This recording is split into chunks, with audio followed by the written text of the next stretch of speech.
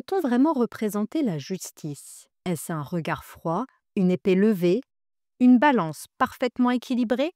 Ou bien un cri dans un poème, une tache de sang sur une toile, un silence dans un roman? Depuis l'Antiquité, on la représente comme une femme, les yeux bandés, tenant une balance et une épée. Elle s'appelle Thémis, puis Justitia, ou plus simplement Lady Justice. On l'installe fièrement devant les palais comme un rappel de l'ordre des choses. Mais est-ce vraiment suffisant? Dans Les Misérables, Victor Hugo raconte l'injustice à travers les pas d'un homme traqué, un homme brisé par le regard inflexible de la loi. Jean Valjean, c'est l'ombre de ceux qui n'ont pas eu le droit à une deuxième chance. Dans une caricature de Plantu, la justice, justement, vacille. Elle n'est plus aveugle, elle détourne le regard.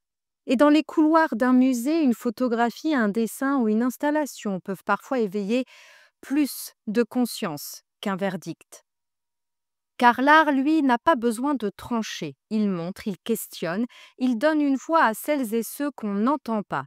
Les victimes oubliées, les accusés sans défense, les peuples colonisés, jugés par d'autres lois que les leurs.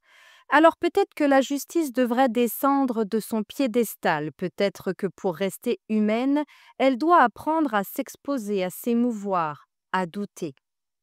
L'art, lui, n'a pas peur du flou, et c'est parfois dans le flou que naît la vérité.